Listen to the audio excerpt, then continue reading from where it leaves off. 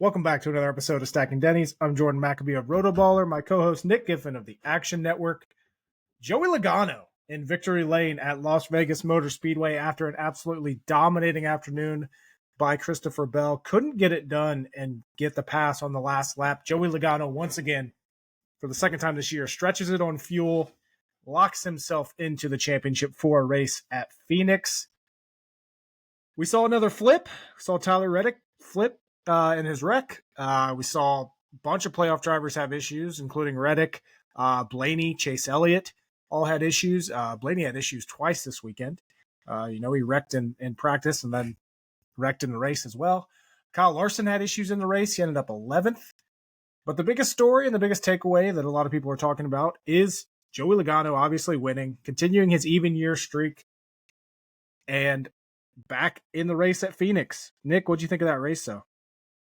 Honestly, it was a good race. Yeah, that Bell dominated, but you could pass. You definitely could pass. It was definitely a track you could pass at. Tires mattered. Really good race. Strategy came into play, which, for those of us that were Christopher Bell bettors, which seemed like almost all of us on NASCAR Twitter, it was pretty unfortunate. But at the same time, the race was so good, and the drama, the strategy.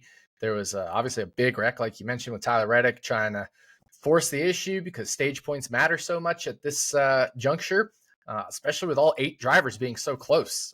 We just saw the last place of the 8 drivers win, right? Any of these things could happen, right? So every stage point is so critical that Tyler Reddick kind of made a mistake, and it caught Chase Elliott, it caught Ryan Blaney. Kyle Larson had some issues of his own. He wasn't that good anyway. He was only really maybe around a 5th place car, even before his issues. He was running 4th, but Chase Elliott was running 5th and catching him until that Austin Dillon Daniel Hemrick caution came, which of course was another caution that we had there. So it was a good race. I enjoyed it. I thought it was a really, really entertaining race, and good racing product. Mm-hmm. And it definitely, like I said, the biggest takeaway here is Logano winning, shaking up these playoffs to where, there's now a 27-point cushion that Byron has over the bubble. And you don't want to say that the last 4, Hamlin, Reddick, Blaney, and Elliott are in must-win situations already, but they kind of are. Barring some catastrophic happenings for Bell, Larson, or Byron, it's going to be hard for those guys to make up points. And that's what this, hate it or love it, that's what this playoff format brings. This is what, we've seen Penske do this before, where they're not that good in the regular season. They're not that good overall, but then, they make it to Phoenix and then they win the championship. We've seen this happen before. So I don't know, I understand why people are hating on the format, but at the same time, I don't hate it. Do I think that Joey Logano is going to win this championship? No. If he does, I might change my opinion on this format. But I understand why people are bitching. It's definitely unfortunate, and I will say I do think I've never been a huge Christopher Bell fan. I think a big part of what happened there is also because he's just not a clutch driver. I disagree. I completely disagree with that. With that. Yeah, he was blocked by 4 wide for a portion there. I was watching every lap. Priest blocked every lap tracker. No, I know Priest also blocked him. But what I'm saying, there was a 4 wide spot where he got blocked, and that cost him. He was gaining basically a second a lap, sometimes 0.8, sometimes 1.2 seconds. And he immediately went from 37s, 36s, 38s to 31.5 seconds. So losing all of his advantage over Suarez and Logano when he was blocked by the 4 cars there. Then he also, Priest blocked him. John Hunter Nemechek, his own Toyota air quote teammate, blocked him. He, it was didn't work out for him. And I don't think it's because he wasn't clutch. It was just the way it worked out. If the caution had come out 2 laps earlier, he would have caught him, because Suarez and Logano would have had to save even more fuel. Yeah. Or if it had come out 2 laps later, then everybody would have just stayed out, And so literally it was absolutely the worst possible case scenario for Christopher Bell. And if you're saying Christopher Bell isn't clutch, then William Byron isn't clutch. Alex Bowman isn't clutch. All those guys that were right there as well aren't clutch either, because they were right near Bell when, he they all came out of the pits and were on the same strategy as Bell. And I completely disagree that it's Bell not being clutch. It was just the way traffic fell, honestly. I also think part of it was I don't think Adam Stevens is a very good crew chief. And I think he was in a box. He couldn't do anything. There was nothing else he could have done. Even the way they stayed out, when they pitted, just overall in the race, I feel like he was trying to get a little too cute. I don't know. It was just it was a weird strategy call for me. It was the only strategy call he could make. The Toyotas don't save enough fuel. They would not have made it. That's also true. Yeah. So he had. There's also that aspect. He had to bring Christopher Bell in, and he brought him in when he did at arguably the best possible time. I mean, there's no other way you can do it. You don't want to bring him in too early, because then if you bring him in too early and then a caution comes, you're screwed, right? So you want to wait as long as possible, and then when the other guys pitted, they force your hand, because then otherwise they get track position on you with the way tires are wearing at Las Vegas. I think Adam Stevens in stage 3 called perfectly fine strategy, nothing wrong. It was literally just the worst possible scenario for Christopher Bell, for Christopher Bell betters. It was, like I said, 2 laps sooner, 2 laps later, Christopher Bell wins that race in terms of the caution timing. But it was in like a 3-lap perfectly horrible window for him, where they had to do this, and there's no other option.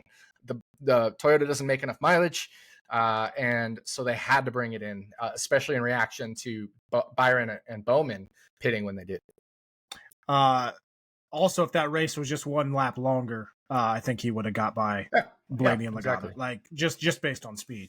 It was, and it's funny because I'm looking at the Action Network Discord, and it's like, oh, we got murdered today. It was terrible. I'm like, yeah, I felt that way after the race too. But I look back and I'm like, dude, I fucking nailed my bets. They just didn't work out, right?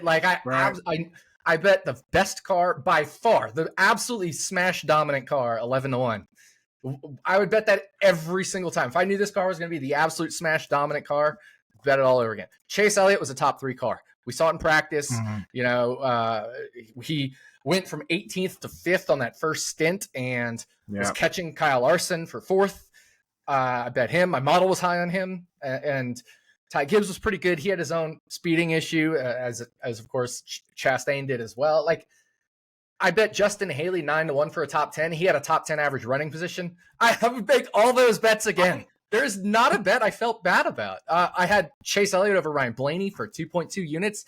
Would have bet that all over again. I loved my betting card. I don't feel bad about not hitting a single bet. I don't feel bad at all. I was bummed in the moment because I didn't, especially knowing how good my bets were. But that's the kind of card you dream of. I fucking smashed it, and it didn't work out, and that's okay. That's just that's just adding to the bad luck of the season. But I honestly feel pretty damn proud of my model and my bets in that race. Another driver that had a really good car, like you said, got a speeding penalty. Ross Chastain. He was fun to watch. That car was really strong. I think he could have won if he didn't have that speeding penalty. But he probably wasn't going to challenge Bell, but you get what I mean. Yeah, I know. A late final restart, he would have had something to say. But yeah, overall, again, I still feel bad for Alex Bowman. He had another great race, finished top 5, and he's the reason Logano is now in the or his team's issues are the reason Logano is now in it. But overall, I think. I think Gluck's pole was in the mid 60s as far as a good race. And a big part of that is just because of people not liking the playoff format, people not liking that Logano got in. I think if Bell wins that race, that's a mid 70s, maybe even 80%. Yeah, I think he probably cracks race. 80%. Yeah, even with the domination. But if that would have been a last lap pass of Bell winning it, I think it would have been good. But overall solid. Were you surprised that Larson wasn't as competitive? And for that matter, Denny Hamlin. Denny Hamlin was not good in that race. He was able to salvage an 8th place finish, but that he was struggling a big part of that race. Was I surprised? No. This is NASCAR. These things happen, right? You get a guy who dominates 2 or 3 races at the same track, and the field figures it out, catches up to them, passes them. You know, I mean, Denny Hamlin won both Pocono races his rookie year. If he was, you know, if we should be surprised, then he should have just won every Pocono race in his whole career, right? Like there's no surprises. I wasn't surprised at all when Larson was going off at 3-1. I thought it was crazy. I even said like I can't get there. My model's 535. I think that's fair. I thought he should be the best car, but I even said on our podcast, I said on the Running Hot podcast, I see a lot of ways that he's not the best car, or he's the best car and loses, right? Like I wasn't surprised at all. Not surprised. We knew Christopher Bell was going to be good. We knew the other Hendrick cars were going to be good. We knew Toyota in general, especially 2311 and JGR, was going to be good. Like Truex had a really good car. My model was higher on Truex than the betting market. It was only slightly, but it was still higher than the betting market. I wasn't surprised at all with some of these performances. Ross Chastain, you know, wasn't surprised by his speed. So I also wasn't surprised that Larson wasn't the dominant car. Yeah. I was a bit surprised. Like obviously Bell's comments after practice and qualifying where he said he was super comfortable in the car. Yeah. You know, huge. You have to take that, but this was a good weekend example of Bell did not look good in practice. His speeds weren't that great. He was at first. He was affected. At first. Yeah. Before he came in, he looked terrible. You and I were texting about it. He looked terrible. But then when you go look at the 10 to 15 lap averages, because he only made a 5-lap average early on, and it wasn't good. Then he came in, pitted, made some adjustments. So then his 10 lap, his 15 lap averages are on already 5+ lap tires, right? So it's actually really like laps 6 to 15 he made his 10 lap run or whatever it was. The stats are out there. I think it was actually more like 11 to 20 or something laps on his tires. And those times, if you look at his 10 and his 15, were very competitive. And that's what, you know, kind of kept me in, not just his comments, but like just in general, like when I'm writing up my DFS article and stuff, I was like, yeah, Bell definitely will be a contender. That kind of stuff is what kept me in on Bell, was looking at his post pit stop speeds, you know, once they made some adjustments there. Because you're right. At first, he didn't look good at all. I tweeted it, texted you about it, etc. I was there for practice, right? I was at the track. You were there for the race. I was there for practice. Bell didn't look good at first, but after pitting and making his laps, he was really good. Another thing about Christopher Bell, and it's been kind of quiet. He is on a hell of a hot streak right now. 7th or better in like 1, 2, 3, 4, 5, 6, 7, 8, 9, 10 of the last 12 races. 7th or better. Tons of top 5s in there. Obviously 2nd the last 2 weeks. And we all know, like, as dominant as that car was at Phoenix last year, I like if he makes it to Phoenix, which I think is a very good chance now, it's going to be hard for me not to see Christopher Bell as the absolute favorite to win the championship this year. He already is. He's the favorite. I mean, he's barring an absolute meltdown these next 2 races, he's making it to Phoenix, and he will be the favored driver at Phoenix. Speaking of, you know, championship odds, favorites and stuff, few conversations I've seen this week, obviously, you know, like the guys like Chase Elliott, Tyler Reddick, Ryan Blaney, even Denny Hamlin, you know, you can get Blaney right now at 25-1 for a championship. We have any interest in some of these longer odds, or is Bell going to be that much better at Phoenix to even take a shot at these guys that probably won't even make it, you know, into the final race? You can be that much better and still something can happen. So yeah, I don't mind a 25-1 on Blaney. The bigger issue is, will he make Phoenix, right? I mean, he's already 37 points behind the cut line. No, even further, because that's Joey Logano. He's 47 points behind the cut line. That's the bigger issue. So he probably has to win one of these next 2 races. He's been getting better at Homestead, and he's great at Martinsville. So certainly there's a chance, but I doubt he makes it on points. Right. Yeah. I'm looking now, pulling up Bet365. I haven't even looked at Homestead stuff. Like I got home this morning at from Vegas at 4:30 in the morning. So I'm running behind this week. You know what's interesting? Bet365 has Logano a championship favorite more than Christopher Bell. Obviously, Bell's not locked in yet, so that's probably why. But Yeah, they have Bell at what 3+320, and Logano at 3-1, and then Larson the favorite at 13. Here's the thing: should over Logano 5. really be 3-1? Because we No. know he's going to be one of 4 drivers, and he's been the worst of whoever those 4 drivers are going to be. He's been the worst this year. Yeah, no. He shouldn't be 3-1, even though he's locked in. Like 4-1 might be fair. I don't care which other of the 7 drivers you put with him. He should not be 3-1. And he's also like, he used to be amazing at Phoenix. He's lost his edge there at Phoenix as well. Yeah, a little bit for sure. Let's see here. Yeah, Caesars has similar odds. They do have Byron at 5-1, Hamlin at 18-1.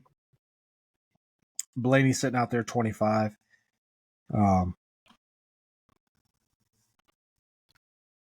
But yeah. Obviously we have Phoenix coming, Homestead coming up. Couple other noteworthy performances this last weekend at Vegas. Harrison Burton was challenging for a top 10 finish. John Hunter Nemechek got a top 10 finish. Corey LaJoie, top 15. Like you said, Justin Haley. I don't know what happened to Justin Haley. I thought he was on the pit stop strategy that Bell was on, but of course, when you're 8 spots back, 10 spots back, right, and you're going to finish 10 spots back of Bell, but also you don't have the quite same speed as him. So it just, again, another guy that got screwed based off of pit strategy. Second week in a row, I've lost a long shot top 10. You know, I mean, that's just it's unbelievable. It's your season. It is your season without a doubt. I'm sure, we have 3 races left, and I think at this point you're ready to look forward to 2025. I was definitely saying that after the race. But once again, I look back and I'm like, honestly, I fucking nailed that slate. Like, I should be so proud, and I am. I should be proud. I should be happy. Yeah, it sucks to lose 5-6 units, whatever it was in that race. 7. I don't know what it was. 8. It sucks. But I loved all those bets, and there's some untracked ones because, of course, I gave out all those over/under finishing positions here on the podcast and didn't get to track them. So those made money. There was a matchup I didn't get to track because it was off the board by the time it was Reddick versus Blaney. That one lost, but I probably should have won there as well. But yeah, I mean, I was really, really happy with all my bets in that slate. So no, I'm not ready to end the season. I'm ready to smash Homestead. Going back to Ryan Blaney, you had a tweet about it. I haven't seen anything else. Definitely a little concerned about his potential to have a concussion. Has there been any other news that you've seen? I haven't really looked. Yeah, I haven't seen anything, but we've seen concussions with this car. I think at least 3 that I can think of. So, Ryan Blaney immediately after that crash said his head hurts. First thing he said, my head hurts. That's red flags right there. And then he goes and races, and then he doesn't even really get hit that hard in that wreck. Obviously, it was enough to damage the car and ruin his day, but it was just a bouncing around for 400 miles. Also, with a wrecked car, headache again. I mean, those are all serious red flags, and there needs to be some serious independent neurologists coming in and checking them out. And I just don't know if that's happening. Yeah, it's something. It's one of those situations where I think, today's Tuesday, like Wednesday or Thursday, if all of a sudden news breaks that, Blaney's out for Homestead, I don't think many people would be surprised. Wouldn't surprise me one bit. Yeah. No. And honestly, if he's feeling the lingering effects from it, it makes him hard to bet at Homestead. Oh yeah, for sure. And the championship in general. Yeah, I mean, that stuff lingers. We've seen it linger with drivers, not just in the next gen car, but in the past, right? Dale Jr. suffering from concussion symptoms. His performance would take a dip. There's been all sorts of cases. Concussions are one of those things where your brain is literally everything. I mean, your brain controls everything else. You know, we've seen drivers come back from injuries or be injured and win races, but not a brain injury. Not a brain injury. We don't see them immediately perform, especially while they're concussed. I mean, that affects literally everything. Your fine motor skills, your reaction times, your peripheral vision, all that stuff is affected when you're dealing with a head injury. It's going to be tough, and it affects your balance. It affects your perception of weight transfer, all that stuff, you know, that goes on. G-forces when you're driving a car. Makes it very hard to bet Ryan Blaney this week. Mm-hmm. Even if he didn't have a concussion, just knowing he's going to have to run 400 miles on a track that's, you know, aging and a whole lot of stuff, just the mental part of it, and you've been suffering headaches for several days from some hard hits. Yeah, that makes it hard to bet on Ryan Blaney at Homestead. Mm. And it definitely makes us have to look at head-to-heads with him. You know, no pun intended. God, I'm a terrible human. That's a good one. But yeah, you know, because like you said, he's not amazing at Homestead. So if you take, you know, someone that's not amazing, that was a good one. That was a good one. Oh, that was a good one. I'm so bad. I'm just thinking about like head to head. Oh my God, I'm terrible. All right, sorry. Go ahead. You're good. But yeah, like, you know, someone that's not historically not that great at Homestead, take his performance down just a little bit more, and you know, there could be some advantages there to look out for. One way to notice that could be in practice as well, right? Oh yeah. Just the lack of consistency or speed or something, you know, there's what he says on the radio, little things like that. So going into the weekend, I'm not betting Ryan Blaney at all. Even if I were to theoretically like him here, I wouldn't be betting him. Right. Yeah. And again, it goes back to, you know, you can't just make bets on speed when it comes to NASCAR. Like we were talking about with Christopher Bell, and the way that he said he was so comfortable with his car in practice, even though the speed wasn't there. It's the same thing. You got to pay attention to what these drivers say, especially the ones that say it like it is. Like Kyle Larson is a very truthful driver. Mark Martin was always a very truthful driver. So there's a lot of drivers out there that you get to know how they talk. Kevin Harvick was another one. That you always knew what kind of car Kevin Harvick had, but you kind of just pick up on that stuff, and it helps you become a better, and fantasy player, obviously, because you learn those little things. But anything else from Las Vegas that you have?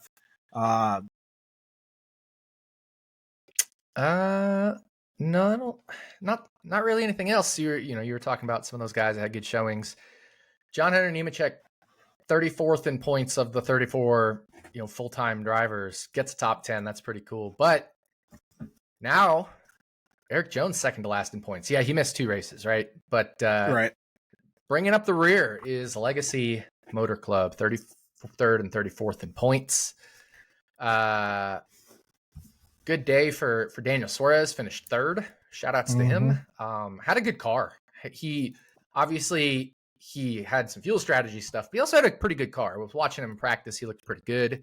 Passed Austin Cindric, you know, really cleanly in practice. And Cindric ended up actually with I think an okay car as well until he got involved in that wreck. Yeah, because he passed Chase Elliott and Kyle Larson. Good. Yeah, Cindric was really good. So, you know, Daniel Suarez had a good car. And all the Penske's had good cars, right? Like Blaney came back from starting dead last and had a good run. Joey Logano obviously won. Cindric had a good car. Harrison Burton. Mike McDowell had a solid day. He also got bit by I think the strategy a little bit. But you know, then there was Todd Gillen who sucked. If we're talking the Penske and Penske affiliates, it was Todd Gillen did not have a good day. That's like the only bet I regret is his over under top 10. And I guess in Harrison Burton's, but like, I don't really regret those. Those are 2 I'd make again anyway. It just didn't work out. But yeah, Gilliland and Burton were like almost reversed of what I expected them. Mm-hmm. Yeah, for whatever reason, Gilliland just seems to be struggling quite a bit on the intermediates this year. Another guy that struggled mightily to find speed. SVG. You and I were talking about him after the race. He was like embarrassed. Like I thought it was the 66 car out there, to be honest with you. Just watching it, I'm like, that car has to be down a cylinder, right? And he wasn't. He was just slow. Him and Jimmy Johnson were just slow. Like obviously, we've come to expect this out of Jimmy Johnson now. But SVG was just wildly slow. A couple other things here. Obviously people are talking about Blaney being a good teammate. Not enough people are also talking, like, people that are hating on what Blaney and Logano did to win that race, which, by the way, I have no issue with at all. That's pure teammates totally right there. Totally fine. But Ty Gibbs was doing the exact same thing. Ty Gibbs was out there. The only thing he was doing at the end of that race was helping Christopher Bell. Yes. As you should. So, yeah. and honestly, I can't believe that Ty Gibbs did it, because we saw what he did to Bell at COTA this year. Yeah. He's the reason that Bell didn't win COTA. So, I mean, I don't really like Ty Gibbs, but I got some respect for him.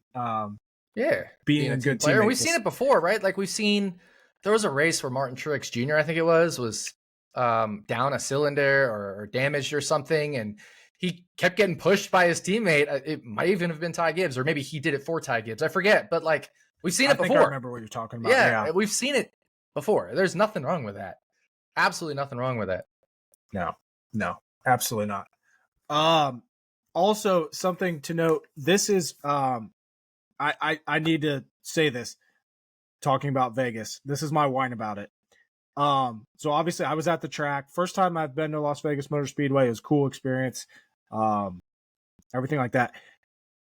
Sat down, grabbed a seat, went and got something to eat. Okay. Got something to eat, got something to drink. Got a smash burger and fries. Okay. The most ridiculous setup I have ever seen in my life when it came to food and ordering and picking up your food. They didn't give you like a ticket or a number. They just told you to go over to the other side and pick up your food. And then it was just a free-for-all. It was like, all they really had was burgers and chicken tenders. And there was literally a point where the worker came like up to the thing and was like, okay, what do you need? What do you need? What do you need? And it was writing down how many chicken tenders they needed, how many burgers they needed. And then people were just like, there was no order. There was no like, I ordered before you, I ordered after you. It was just a free for all that people just went up and like, yeah, I got a burger, and then went and grabbed it and walked away. And I'm sitting there like, why is there no system in place? It must have just been that one. I've never experienced that at Las Vegas Motor Speedway, but it's probably just that one place, right?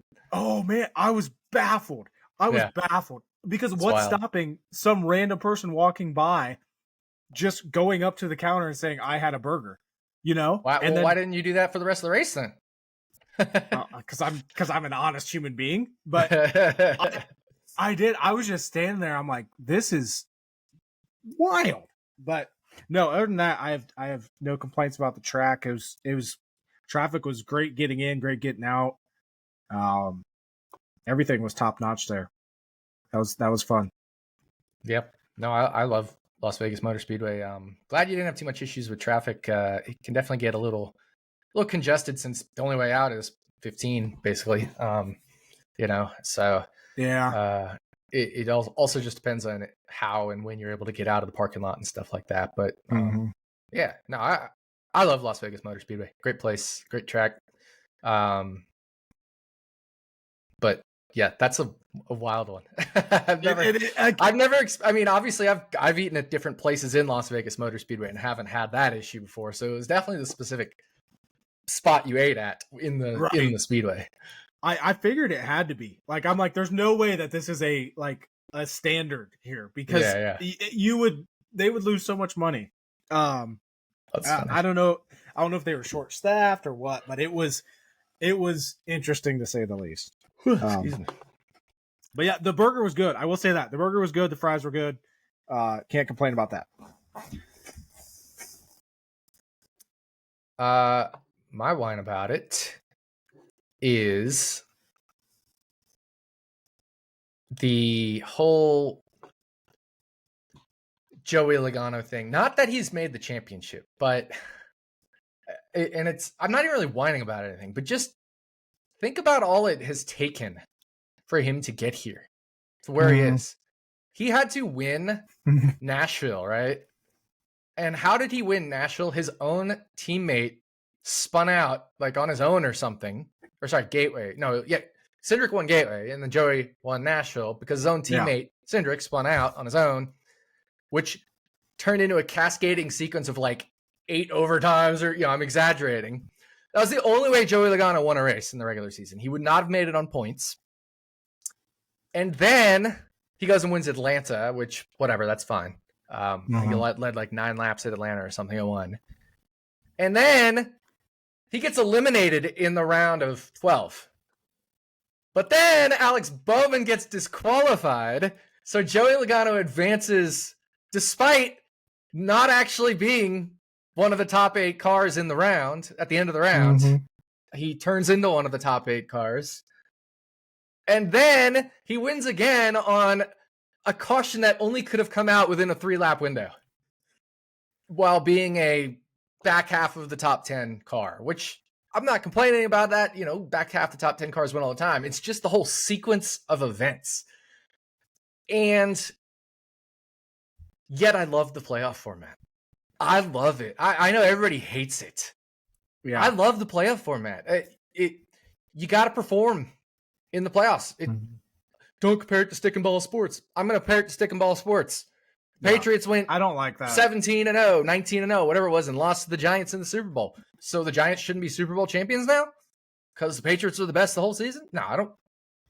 If you earned your way in, you earned your way in. Harrison Burton earned his way into the playoffs. I'm not taking that away from him. So I guess I'm mostly just whining about the people whining about the format. I don't care. I don't care what your complaint is about the format. I love it. It's awesome. It's dramatic. It's fun. If Joey Logano wins the whole thing, I don't care. I don't care. You gotta perform. Joey Logano performed just well enough with a legal car to make his way to the round of 8 from the round of 12. And that's why I said with a legal car, right? Like Bowman performed well enough, but also his car wasn't legal. And that's not Bowman's fault. That's his team's fault, but it's a team sport. This isn't an individual sport. This is a team sport. And it's a team within a team sport. And then a team within a team within, team within a team within a team when you go to the manufacturer level, right? You got your team, then you've got JGR, and then you got Toyota. Like it's a 3-leveled team. And so, I don't know. I guess my whine about it is just, it took the most ridiculous sequence of events for Joey Logano to get to where he is. But at the same time, he still got there. Yep. He still had to win his way there or advance his way there, right? Because he didn't win in the round of 12, but he did enough to beat 3 other drivers with legal cars and a 4th driver with an illegal car. You know what I mean? So I'm fine with it. Nobody's complaining when the 8th place NHL team makes a run to the Stanley Cup Finals. So I'm fine with the 15th place NASCAR driver making a run to the Final 4. Nobody complains when the 16 seed UMBC beats number 1 seed Virginia, right? Yep. Nobody cares. Nobody cares. They love that. They love a good upset. Well, okay, fine. I love a good upset in NASCAR. Bring it on. That's my whine about it. I like it. Yeah, I've never been super critical of this playoff format, and I don't think I could. If Joey Logano wins the championship this year, go on and he's a champion. Like I'm not gonna sit here and just completely bash everything about this sport. You bash enough about this sport. Yeah, you exactly. Bash everything. Yeah, exactly. I don't know. It's fun. It's drama. It's exciting. Imagine if we were just doing a season-long points thing right now. Yeah, there would be a competitive championship, but there'd be so much less to talk about. It would be 3 drivers. We'd be focused on 3 drivers for the whole race, right? Yeah. Like it's asinine if that's what you want to go back to, is focusing on. We've got non-playoff standings after this race. We'd have one driver. Kyle Larson would be leading by 28 points. He also would not have missed Indy for it and stuff, because now we have the win and in, so he could afford to miss Charlotte to go to the Indy 500, so he'd be even further ahead. And Chase Elliott then would probably be a full race back, and Bell would be more than half a race back. Like, is that what we want to go back to? And then let's get to the whole Chase Elliott thing, right? I mean, the dude's won one race. This is the whole reason we went to the Chase, to the playoffs. Matt Kenseth winning one race and winning the championship because he fifth placed his way to the championship. That's what Chase Elliott's done this year. He's fifth placed his way to a third place in the non-playoff standings. Is that what we want to go back to? I don't. I'm with you. I don't think that'd be good. And that's not counting the years when the guy wraps up the championship with 3 races to go, Right. Yeah. I understand, like, nostalgia is a big thing, and a lot of the older NASCAR fans long for that to be back. But I'm one of the older NASCAR fans, man. I'm turning 41 in 6 days. Of Twitter, of NASCAR Twitter, I'm one of the old ones. So, I see the young ones clamoring for the old format when they weren't even 5 years old yet, knowing what NASCAR was. Right. Nostalgia's a hell of a drug, but I love the format. The fact of the matter is, even if they went back to that format, people would still bitch. Like, oh yeah, 100%. 100%. That's the thing about NASCAR fans, is there's always going to be bitching. So and the reason we made all these changes is because fans were bitching. I listen to Sirius XM NASCAR radio every day from like 2010 to about the time I moved to Vegas. All it was nonstop bitching about everything. And that's why they started doing even more things, changing it from the 12-car playoff to the chase, adding the double file restarts, adding stages, because fans were bored with how boring the races got, because we didn't have like stages. They were just like, they're just riding around waiting for the last 40 laps. So we shortened all the races to make y'all happy. Like, do you want us to go back to 500-mile boring-ass races? If you want, that's fine. I'm fine with that too. I love NASCAR however we can get it, right? I'm totally fine with that too. But all I know is when we do go back to that format, you're going to be bitching about it too. You being NASCAR Twitter. Yeah. The collective general public. Yeah. But we are on to Homestead, but championship. Looking at the championship standings now, obviously Logano's locked into Phoenix. Christopher Bell's got a solid 42-point advantage over the cut line. He's also the defending winner at Homestead. Kyle Larson, always very good at Homestead, 35 points to the good. William Byron, 27. And then this is where it gets interesting. Denny Hamlin's 27 down. Tyler Reddick, who can win Homestead, 30 points back. Ryan Blaney finished second at Homestead last year, also won the second stage, 47 points back. And then Chase Elliott, 53 points back. We got Homestead and we got Martinsville. Hendrick Motorsports dominated Martinsville earlier this year. This is, I don't know what to expect, because I could see someone like a Tyler Reddick winning this weekend, and then it gets really interesting, because then it could come down to, Larson or Byron getting in, or even Bell. Like, this is probably going to be. I think this weekend's race at Homestead has a higher chance to once again flip the script of these playoffs and the championship race than Martinsville does. Obviously, Martinsville, it's going to be hard to pass.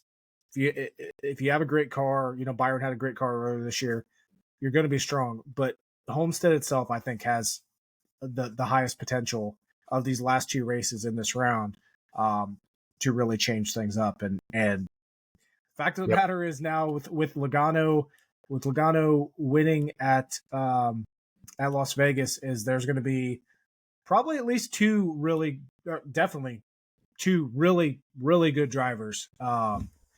And well, there's going to be 4 really good drivers. They're 4 really good, but I'm talking like, if Tyler Reddick misses out, Tyler Reddick's arguably been the strongest all year, as far as just like overall season.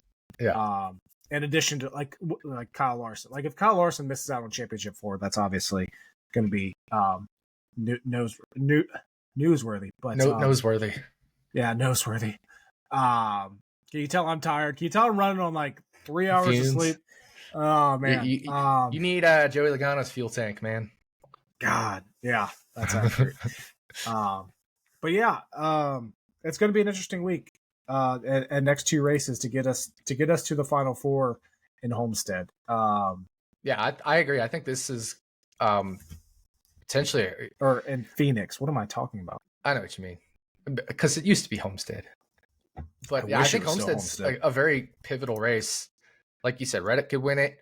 Depending on how Blaney's feeling, I'm definitely, treading cautiously going into Homestead. But if all ends up being okay, he led a lot of laps, or has been very good here, especially in the last couple races. He wasn't in the beginning of his career. Chase Elliott has been good at Homestead. Denny Hamlin's been good at Homestead. Byron's been good at Homestead. Larson's been good at Homestead, and Bell's been good at Homestead. Right? So we have 7 drivers. And the other thing that's good about Homestead is Homestead. You can run anywhere on that track. You can run low, you can run high, you can run middle. The tires wear, right? So we're going to see passes. We're going to see drivers trying to put moves on each other. We're going to see all of that stuff, which could lead to a little bit of catastrophe in a different way than Martinsville, right? Martinsville, kind of shove them out of the way, catastrophe. We could see tempers flare there at Martinsville just from, desperation to get in, desperation to make up a spot, especially if things tighten after Homestead. So they both had the chance to be a little bit of a shaker, but Homestead's really going to determine if Martinsville is a shit mover or shaker or not. Mm-hmm. Yeah, I agree.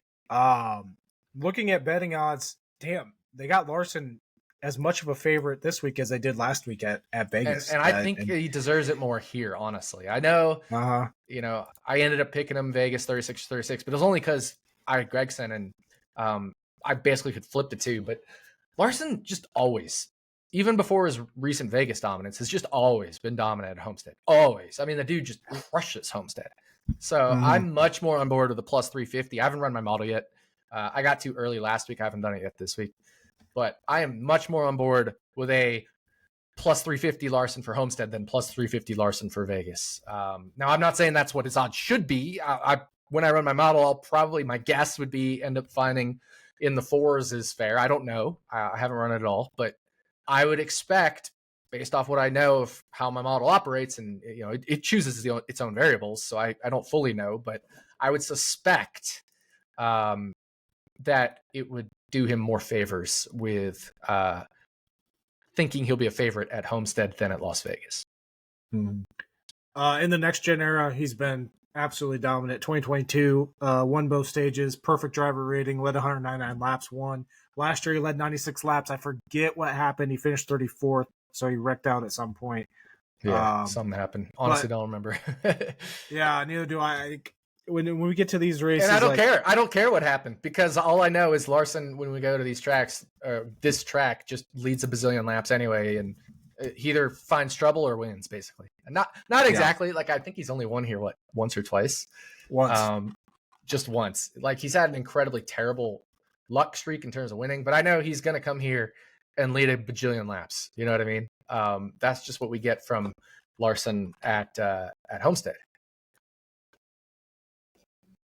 Yeah, I'm looking up. He crashed into the sand barrels coming to pit road.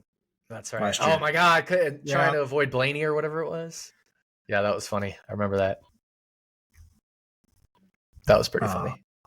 But yeah, I mean, look at the last 7 Homestead races. 132 laps led, 145 laps led, 45 laps led, which was like, not amazing for him. 0 laps led, but he also ran only 209 laps. He must have had some kind of early issues. 5 laps led. He blew an engine in 2019. 5 laps led in 2021, 199 and then 96, but again, crashed out early. So we're talking 622 laps led out of 1759 run. So 622 divided by 1759. He's led 35% of all the laps he's run. over the last 7 Homestead races. And it probably should be even higher in some of those cases where he had a couple issues. Yeah. Just amazing driver here at Homestead, but I don't think we can count out guys, like William Byron, Christopher Bell. I think they're going to have something to say as well when it comes to this weekend. Byron won here in 2021, has led, 25, 32 laps last 2 years in this next gen era. It's going to be a lot of the top guys of the that have been good all season are going to be good at Homestead. But there's also the aspect. There's a couple things this weekend. One, only go to Homestead once a year, so only have 2 races with this next gen car to pull data from. Also, practice this week is at 9:30 in the morning, and I'm curious your take on how that speed is going to translate to I think 3:30 p.m. race on Sunday. Pull up the weather report here to see kind of. I don't know if we can get that far ahead already with hourly, but practice on Saturday. You said at 9 a.m. Yeah, Saturday at 9 a.m. Yeah, it looks like it's going to be around 70, low to mid 70s, increasing towards the 80s. Okay, and sunny, and then Sunday right now is going to be in the 80s, low 80s and cloudy, but cloudy, yeah. And the winds will be the same direction at least, and about the same speed. Yeah, about 14 mile an hour winds. Yeah. So just something to note this weekend, and whether I will say though, cloudy and 80 is going to be similar to 70s and sunny, right? Like in terms of track temperature. So I don't actually think it'll be all that different. It's just the fact that it'll be heating up. So Group 1 versus Group 2 will be different, of course. But I think by the time we get to into Group 2, there will be enough heat in the track that it'll be kind of like an 82 and cloudy day in some ways. Yeah. And obviously, this forecast is like, it's still a forecast right now. We're still, 5 days away, but sure. Something to consider here. Another thing this weekend is they got a new right side tire. Same left sides that Cup has been running at Homestead in the 2 next gen cars, but the right side is going to be the same tire that they've ran at Darlington twice this year and Charlotte this season. Yep. The Cup teams have also run this right side tire with a different left side code that's the same complete tire setup. They've used these right sides at Kansas, Vegas, Nashville, Pocono, and Texas this season. So just something to note there. Same tires as Darlington and Charlotte this year.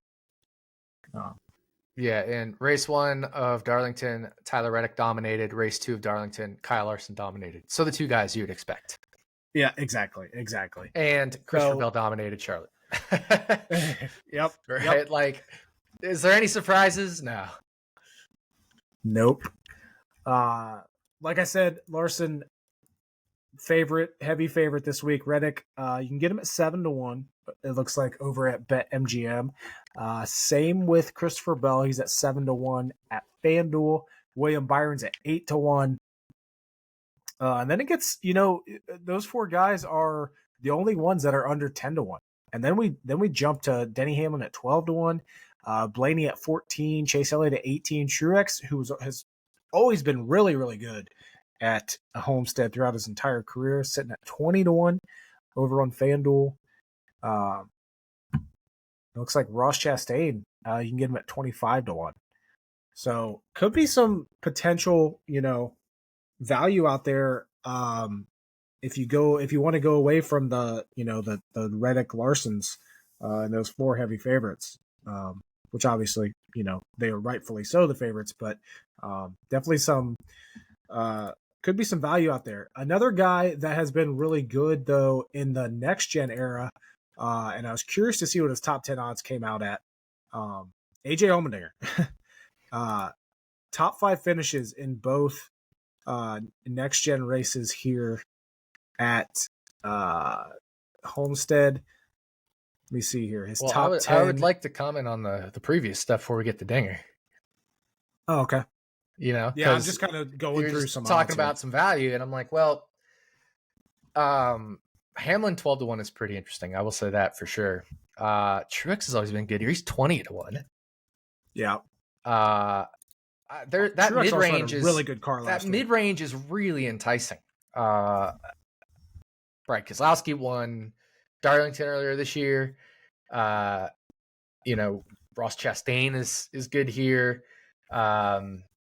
There's a lot of enticing bets, but that's why we need a model, because we like a lot of these. There's, like you said, with those guys, Larson and Reddick being so short, especially Larson, it potentially opens up a lot of value. And so I really just want to run my model before I commit to any of these things. But Chris Buescher, 44-1. He dominated Homestead here. I think it was like the first next gen race. He dominated a portion of Homestead, or it may have been the last race before the next gens. But he dominated a chunk of Homestead, faded at the end, but led, I think it was the most laps or near the most laps in that race. So just a lot of potentially appetizing value before we get to that, AJ Allmendinger range and beyond. Yeah, that Buescher year, I think that was the year that he was really good until the sun started going down. Yep, exactly. Yeah, he led 57 laps, and then Byron ended up leading the most laps. But Buescher led or won the first stage, ended up finishing 19th in that race, but first and sixth in the stages. Yeah. So going back to what tracks specifically are we all looking at this week for comparisons? I mean, you're always looking at Darlington, right? Yeah, you always got to look at Darlington. Anything with speed and tire wear combined, not just one or the other, you got to look at. So you can pull in some Vegas, pull in some Kansas, but I mean, it's Homestead is unique. Darlington is about as good as it gets for a comp. You can use other steep tracks if you want a little bit, more so Dover than Bristol. But I'm just looking at Homestead and Darlington mostly. Yeah. It's no more, especially without any more Auto Club. But even then, Auto Club was different. Yeah. So yeah, just Homestead, Darlington. That Buescher number's interesting. 44-1. Mm-hmm. Even Bowman, even Bowman's sitting at 40. I mean, we know how he is with high tire wear. Yeah. Oh, I know. So that's why I need to run a model, right? Like, I'm not committing anything until I run my model.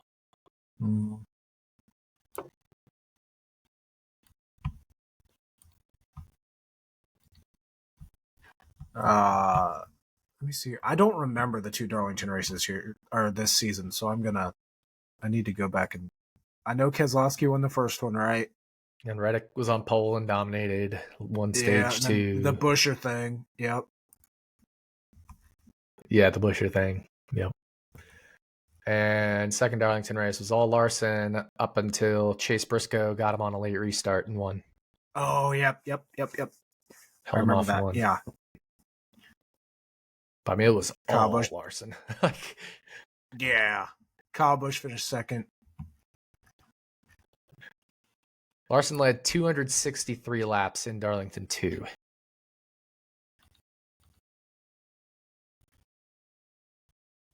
Another guy that was really good at Darlington in both races was Josh Berry. Yep. Especially that first one. He finished third despite starting 33rd. Yep. So it's something to keep an eye on there. Same with Chase Briscoe. How's Briscoe's track record here at Homestead look like?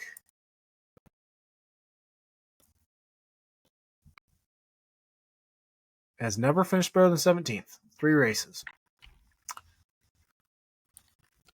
but obviously won at Darlington earlier this year. So that one interesting thing when you look at Homestead, like overall career finishes, is only Denny Hamlin and Kyle Busch have multiple wins here. You know, we've always talked about how good Larson is here, how good Truex has been here in his career. All of them only have one win. Larson has one, Truex has one, Bell has one, Logano has a win here, Byron has a win here. Kyle Busch has 2 in his career, and Hamlin has 3.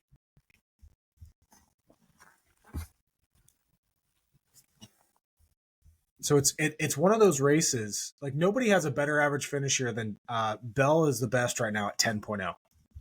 Yeah.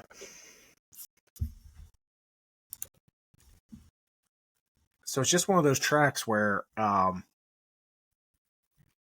guess shit can happen is probably the best way to put it. Yep. Yeah. Shit can happen, but we haven't really had any like surprise winners at Homestead either. Like at Darlington, you get the surprises. You get the Regan Smiths. You get the Chase Briscoes. You get the Eric Jones. But you still don't get the surprise winners at Homestead.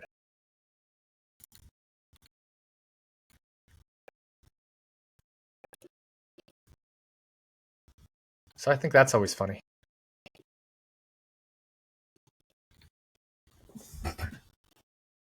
Like, I did not realize. Look at the winners list at Homestead: Bell, Larson, Byron, Hamlin, Kyle Busch, Joey Logano, Martin Truex Jr., Jimmy Johnson back when he was good, Kyle Busch, Kevin Harvick, Denny Hamlin, Jeff Gordon, Tony Stewart, Carl Edwards, Denny Hamlin, Carl Edwards. Right? You're not getting any. We're not getting like John Andretti or something. We're not getting like Jamie McMurray. Right.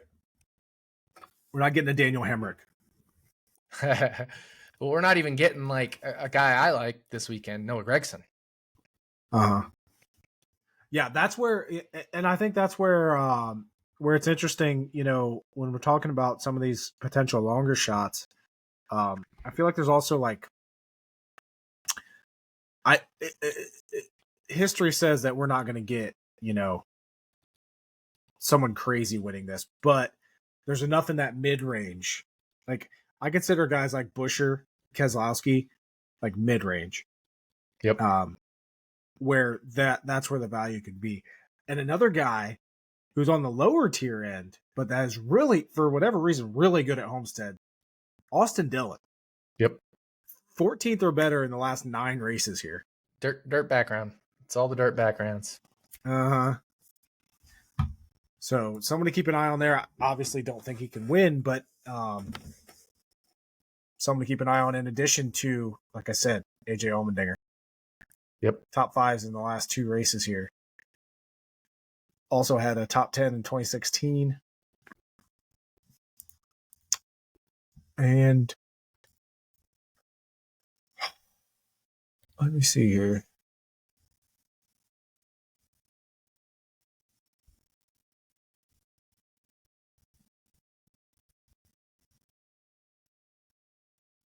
Yeah, this is just an interesting racetrack. Because like I said, like someone like a Chase Briscoe has never really been that great here. Yeah, and that's just the weird stuff. That's like Eric Jones, right? He's always been better at Darlington than Homestead. Yeah. Oh yeah. So it's a little. I mean, there's definitely differences between Darlington and Homestead. Even though they're each other's best comps, there's still some differences. Mm-hmm.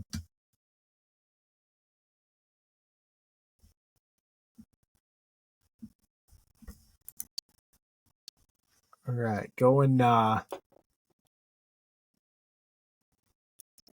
kind of looking around at some odds this week. I'm sure, this will be an interesting, potentially good track for Carson Hocevar. Won in the Truck Series at Homestead. Always good at Darlington. Just looking at, he finished 12th the year before at Homestead, which isn't amazing for the trucks for him, but he won the next year. He's always, like I said, been really good at Darlington. He did not run Homestead last year at Legacy.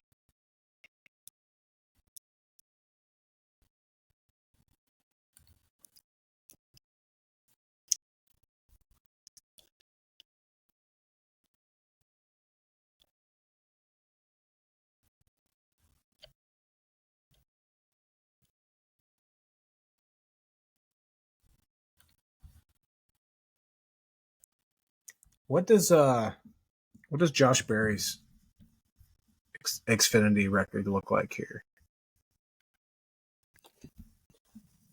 I don't know. It's a good question.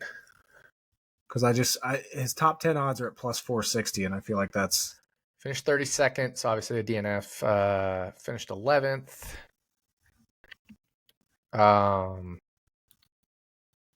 10th place finish with Junior Motorsports. So a 10th and 11th, and then a DNF. Let's see what he did in the stages in that one. He got an accident on 171, but did not get a stage finish in either stage. So not great. Mm-mm. Zane Smith is a little interesting. He's pretty good here from the Truck Series. He got DQ'd after leading 34 laps last year in the Truck Series, finished second the year before. And those are I shouldn't say the only two. Those are two of the three. And then his rookie year with GMS Racing, he finished DNF, crashed on lap 19 after qualifying sixth.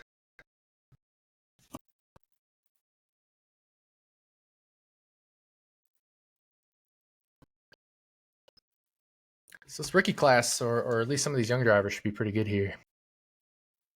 Yeah, it's going to be fun and that's what's like, with this only being a once a year track, we don't have a ton of previous, race data for a lot of these guys. Right. Which is going to make it very interesting to handicap this week. Definitely. That's why I love all that Noah Gragson data. Right. What about someone like a Justin Haley sitting at 11-1 for a top 10? He hasn't really popped on my radar at Homestead. But going to Spire, they can always throw out a performance, especially with two guys in terms of Zane Smith and Carson Osvar that should be good here. There may be some setup stuff that'll work out well for Justin Haley. Uh-huh. He's never really been a Homestead guy, not even in like Xfinity or anything. Cup or Right. Xfinity. Not really good here at Trucks either. So, yeah, I'm all aboard the Noah Gragson train this week. 6-1 top 10 finish at Bet365 is probably one of my favorite bets. I can't hate on that at all. Without having run a model, that's probably my favorite bet of the week in a gut feeling way. Uh-huh. Yeah, 6-1, that's solid. Yeah. He's plus 460 by comparison at FanDuel as the next longest from what I see out there. Unless he's longer at Caesars. We're actually pulling in Caesars right now in the app or on the website. Let me see what he is at Caesars. Plus 350 at Caesars. DraftKings doesn't have their top 10s up yet.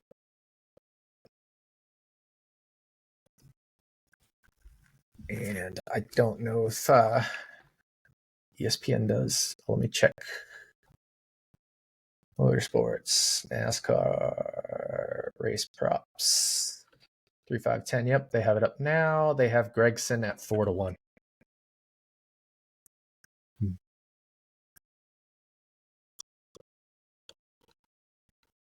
Yeah, I'm with you there on Gragson. I also 365 has Austin Dillon at 6-1 top 10.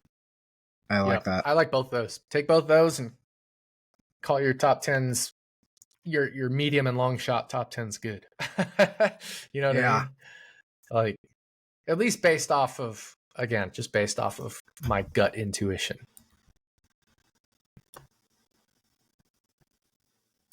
Yeah, I might have to. I might lock that Austin Dillon one in as we're talking here.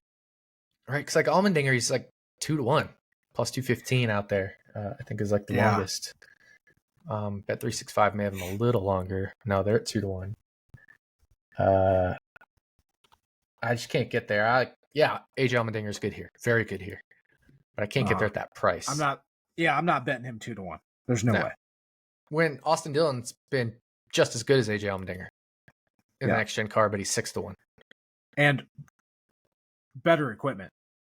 RCR's definitely found some more speed in Colleague's Colleague. Like,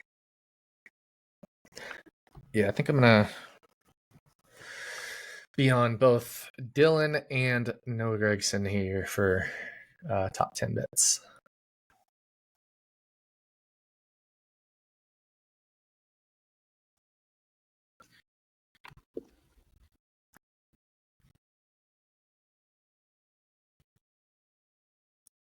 I like that. Checking out John Hunter Nemechek while you're looking at that. JHN in the Truck Series, second at Homestead, 11th, 15, 7. Doesn't seem to be amazing. Xfinity, third.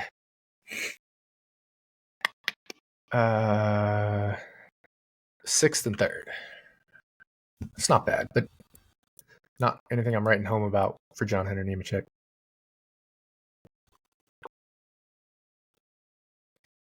No.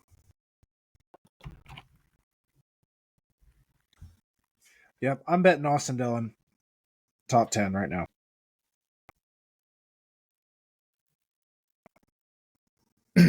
Yeah.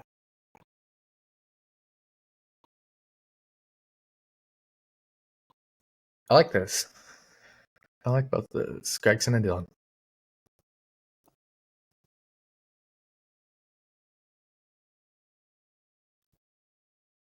Locked in.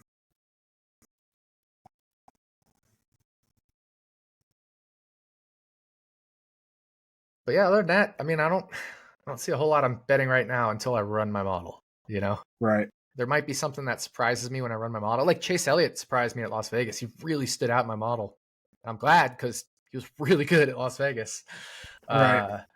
So I'm extra excited just to kind of see if I can have another week like that. But instead of lose all my bets, win all my bets and go up, have a 15-unit week or something. Mm-hmm. We'll see. That'd be the dream. Those, last year there were several races where we just absolutely smashed bets and it worked out in our favor. And it just hasn't, at least for me this year, worked out at all. It's so many more times the luck has been way more brutal than any kind of good luck this year. So, and it's funny because I started off winning the Clash and both duels.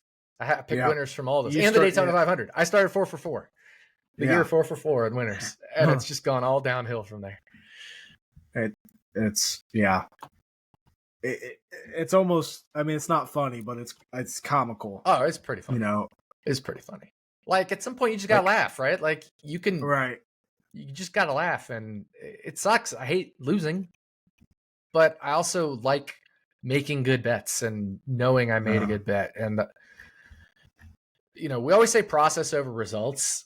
And while we want the results, you have to be true to the process. You can't say, I bet Joey Logano 12-1 and that was a great bet because he was a back half the top 10 guy and he only won because of fuel mileage, right? Like that was the only way he won. And I'm not saying if you did bet Joey Logano 12-1, you made a bad bet or you're a terrible bet or anything. I'm just saying, reflecting on it, would I rather have had Bell 11-1 or Logano 12-1? Looking at that race, right? Yeah, exactly. It's just one of those things where it's like, yeah, I'm fine. I'm happy. Like I should be very proud of the race I just had, even though the results were not there. So I'm going to try to roll that pride up in the Homestead. Well, that's a hell of a plan. You ready to make some picks? Let's do it. All right. I'm going. It's my turn to go first. Wait, what did we have this past week? I think we did Byron and Bell again, right? Yep, I had Bell. You had Byron. So you did second and third again. How funny is that? Right? Second and fourth. Second and fourth. Yeah. Suarez was third. Yeah. All right. Homestead, Miami. Let's see here. 2 weeks in a row, I've had Bell. 2 weeks in a row, he's finished second. I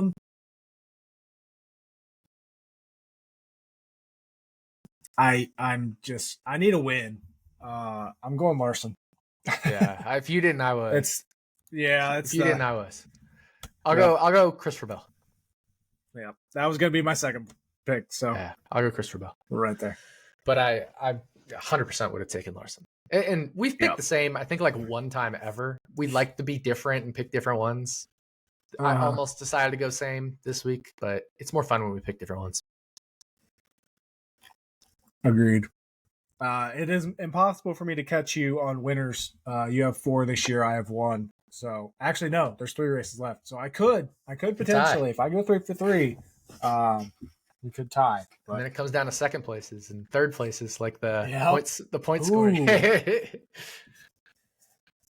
have 1, 2, 3. I have 3 second places. You have 1, 2, 2. Yeah, so if you win out, you have to win out. Well, I like my chances this week. Then I'll just block you at Phoenix and pick the same ones you do. That'd be funny. I'm not going to do that. Switching over to 36 for 36. You're within 11 points. Yeah, I got lucky, I guess, with Ty Gibbs having issues as well. But I got unlucky in that I had Larson only get 27 points. Neither of us did very good with Larson this year. I got 11 points out of him. You got 27. Same with Ty Gibbs. I got 12 points out of him. You got 10. Yeah. Yep. As we talked about last week, our last 3 picks for this game are pretty much set. I'm going Tyler Reddick this week at Homestead. Yep. I don't think you're going to change yours. Definitely not changing Gregson. No Gregson. And I'm definitely not. I mean, I only have Barry and Blaney left, and I'm not putting a potentially concussed Blaney in. And we just went over Gregson's record here. It's meh. So, yeah, I'm definitely locked in with Gregson. Kicking myself a little bit because if I had gone Gregson, I would have gotten, let's see, I would have gotten 19 points, which is only 8 worse than Larson. And considering, their averages this year, Larson's averaging around 33 points a race, a little less, 32.5 points a race, and Gregson's averaging around 16.5 points a race. Yeah, I mean, a 16-point gap versus an 8-point gap. I would have much preferred to have had Gregson this past weekend and Larson this weekend, but right, it was essentially a coin flip, and as has been the case this year for me, if I can lose a coin flip, I'm sure able to. But you are one Tyler Reddick issue away from leading this. Yeah. So 11 points behind. Where would you put the odds now of me winning this? I think, what'd you say last week? Minus 800 last week? Or yeah, I think 750, 700, something like that. I think it's down to 5, minus 500. Yeah? Yeah, I think so. Right? Like, yeah, that was, like you said, it all takes is a Reddick issue, and I'm leading. You have the better cars left on aggregate, so you definitely should still be favored, but I have strong car. I have all the right cars at all the right tracks, right? Like, if you're going to take Gregson anywhere, it's going to be Homestead. If you're going to take Josh Berry anywhere, it's going to be Martinsville. And if you're going to take Ryan Blaney anywhere, it's going to be Phoenix. Where did I take Blaney at? Oh, I took him in the first Phoenix. Yeah, I took him in the first Phoenix. I thought I did. Yeah.